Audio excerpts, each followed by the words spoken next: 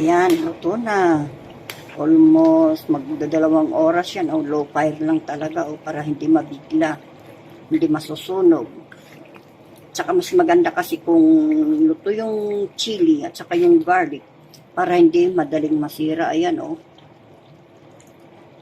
Nung first akong nag-post, mahigit isang oras na. O, diba? Ang tagal, low fire. Pero maganda yung outcome talaga. Kaysa naman yung madilisan, sunog. Ayan o. Para nananamnam niya yung lasa habang tumatagal, di ba? Hindi biglaan lumalabas yung flavor ng garlic at saka yung chili at saka yung salt. Kaya ayan o. Ang ganda ng outcome. Ayan. O, di ba? Okay po. Thank you for watching.